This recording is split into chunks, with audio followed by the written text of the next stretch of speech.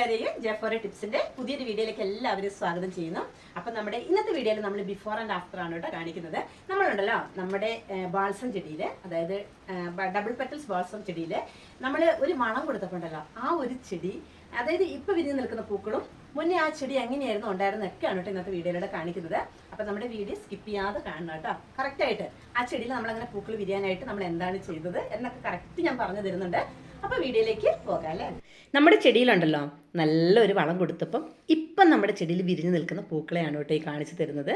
ഇതുണ്ടല്ലോ നമ്മൾ ചാനൽ നമ്മൾ സ്റ്റാർട്ട് ചെയ്ത സമയം മുതൽ വെക്കുന്ന ആ ഒരേ സ്ഥലത്ത് അന്ന് മുതൽ ഇന്ന് വരെ നമ്മൾ സെറ്റ് ചെയ്തേക്കണ ഈ ചെടിയാണ് കേട്ടോ. ഈ ഡബിൾ ബോൾസം പ്ലാന്റ് ആണ് കേട്ടോ ഞാൻ ഈ ഭാഗത്ത് സെറ്റ് ചെയ്തിട്ടുള്ളത്. അപ്പോൾ നമ്മുടെ വീഡിയോ ഇതുവരെ കാണാത്ത കൂട്ടുകാരൊക്കെ ആണെങ്കിൽ കറക്റ്റ് ആദ്യം മുതലേ ഉള്ള വീഡിയോസൊക്കെ ഒന്ന് എടുത്ത് നോക്കൂ കേട്ടോ.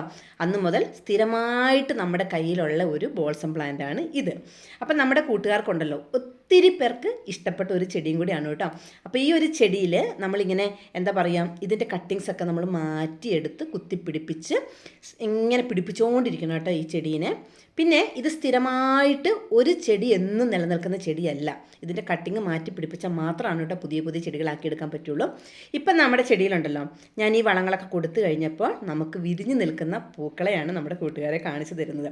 അപ്പോൾ എന്ത് ചെയ്തപ്പോഴാണ് ഇത്ര ഭംഗിയായിട്ട് നമ്മുടെ ചെടിയിൽ പൂക്കൾ വിരിഞ്ഞത് എന്നും കൂടെ കാണിച്ചു തരാം കേട്ടോ. ഇതുപോലെയുള്ള പൂക്കളെയൊക്കെ വിരിയുമ്പോഴുണ്ടല്ലോ നമ്മുടെ മനസ്സിന് എന്തുമാത്രം സന്തോഷമാണെന്നറിയാവോ. നമ്മൾ രാവിലെ നമ്മുടെ പൂന്തോട്ടത്തിലോട്ടൊക്കെ ഒന്ന് ഇറങ്ങി ചെന്ന് ഈ പൂക്കളെയൊക്കെ ഒന്ന് കണ്ട് ജസ്റ്റ് അതിനെയൊക്കെ ഒന്ന് തൊട്ട് അന്നത്തെ ദിവസം നമുക്ക് ഫുൾ നമ്മുടെ മൈൻഡ് നമുക്ക് പോസിറ്റീവ് എനർജി കൊണ്ട് നിറഞ്ഞതായിരിക്കും.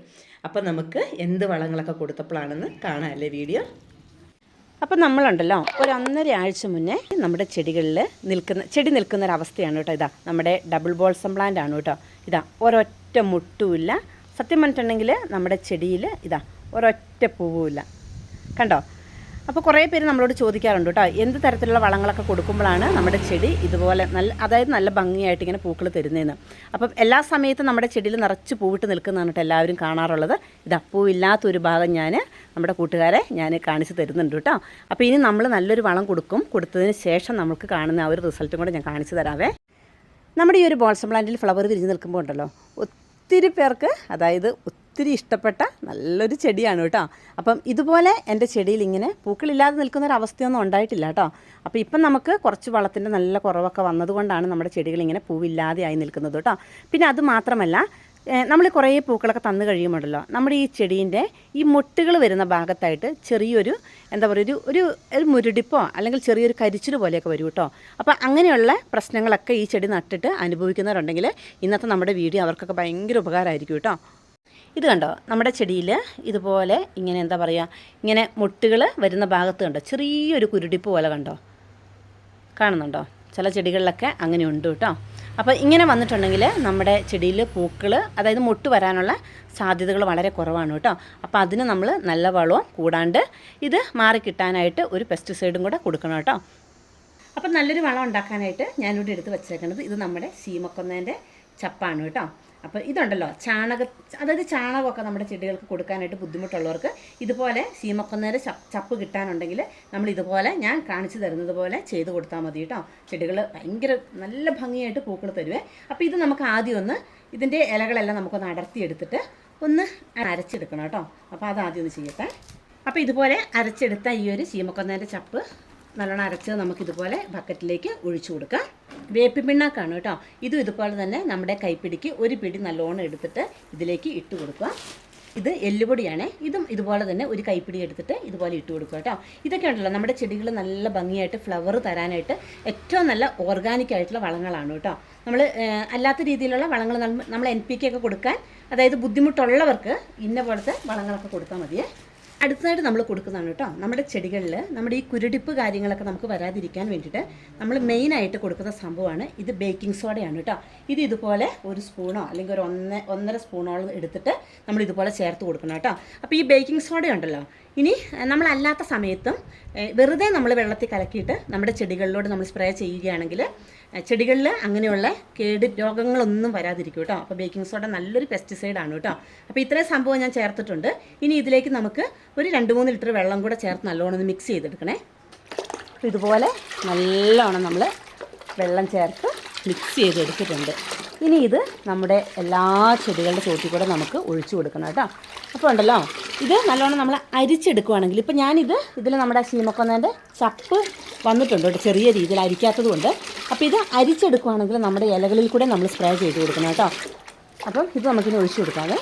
ഇനി ഇതുപോലെ ഉണ്ടല്ലോ, നമ്മുടെ പൂക്കളുള്ളതും ഇല്ലാത്തതുമായ എല്ലാ ചെടികളിൽ കൂടെ നമുക്കിതുപോലെ ചോട്ടിൽ കൂടെയൊക്കെ നമുക്ക് ഒഴിച്ചു കൊടുക്കണം കേട്ടോ. എന്നിട്ട് നമ്മളിതിങ്ങനെ എടുത്തിട്ട് ഇങ്ങനെ നിറച്ച് ഇലേൻ്റെ മുകളിൽ കൂടെ നമ്മളിങ്ങനെ തളിച്ചു കൊടുക്കണം. അപ്പോൾ നമ്മൾ ബേക്കിംഗ് സോഡ ചേർത്തത് കൊണ്ട് ഇത് ഇലയിലാകുമ്പോഴാണ് കേട്ടോ ആ കൂമ്പിൽ വരുന്ന ആ ഒരു, അതായത് ആ കുരുടിപ്പ് രോഗം മാറി കിട്ടുള്ളൂ കേട്ടോ. അപ്പോൾ ഇങ്ങനെ എല്ലാ ചെടിയുടെ മുകളിൽ കൂടെ തളിച്ചു കൊടുക്കുക. പെട്ടെന്ന് ചെടികളുണ്ടല്ലോ നല്ല ഹെൽത്തി ആയിട്ട് വരികയും ചെയ്യും. കൂടാതെ നിറച്ച് നല്ല ഭംഗിയിൽ മുട്ടുകൾ വരും കേട്ടോ. അപ്പോൾ നമുക്ക് എന്തോരം വേണം, നമുക്ക് ചെടികൾ എത്രയുണ്ടോ അതിനാവശ്യാനുസരണം നമ്മൾ ഈ ഒരു വളം ഉണ്ടാക്കണം കേട്ടോ. ഇപ്പോൾ കാണുന്ന ഈ ഒരു മാറ്റത്തിൽ നിന്നും വലിയൊരു മാറ്റമാണ് കേട്ടോ നമ്മുടെ ഈ ഒരു ചെടിക്ക് സംഭവിക്കാനായിട്ട് പോകുന്നത്. അപ്പം എന്താണെന്ന് കറക്റ്റായിട്ട് കാണാമല്ലേ.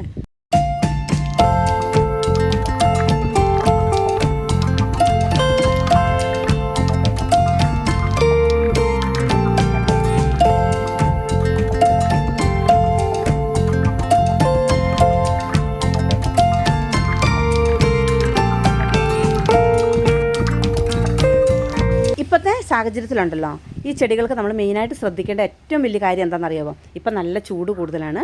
അപ്പോൾ ഈ ചൂട് കൂടുതലുള്ളപ്പോൾ നമ്മൾ ഈ ചെടികൾ കൃത്യമായിട്ട് ഓരോ ദിവസം നനയ്ക്കുമ്പം നമ്മുടെ ചെടികൾ പെട്ടെന്ന് ചീഞ്ഞു പോകാൻ സാധ്യത കൂടുതലാണ് കേട്ടോ. അപ്പോൾ അതുകൊണ്ട് നമ്മൾ വെള്ളം കൊടുക്കുകയാണെങ്കിലും അതിനനുസരിച്ച് നമ്മൾ ഈ ചെടീൻ്റെ ചുവട്ടിൽ കൂടെ ഫംഗിസൈഡ് കൊടുക്കാനായിട്ട് മറക്കരുത് കേട്ടോ.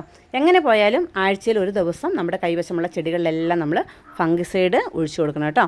എന്നാൽ മാത്രമാണ് കേട്ടോ ഈ ചെടീനെ നമുക്ക് നല്ല രീതിയിൽ വളർത്തിയെടുക്കാനായിട്ട് പറ്റുള്ളൂ. അപ്പം നമ്മുടെ ഇന്നത്തെ വീഡിയോ എങ്ങനെയുണ്ട്? എല്ലാവർക്കും ഉണ്ടല്ലോ നമ്മുടെ വീട്ടിൽ തന്നെ എളുപ്പം ചെയ്ത് കൊടുക്കാൻ പറ്റുന്ന നല്ലൊരു വളമാണ് കേട്ടോ. ഇതുണ്ടോ, നമ്മുടെ ചെടികളൊക്കെ ഇതുപോലെ നല്ല ഭംഗിയായിട്ട് എല്ലാ ചെടികളിലും നിറഞ്ഞ് പൂക്കൾ തരുന്ന നല്ലൊരു വളമാണ് കേട്ടോ. എല്ലാവരും ഞാൻ ചെയ്ത് കാണിച്ച് തന്നതുപോലെ തന്നെ ചെയ്ത് നോക്കണം.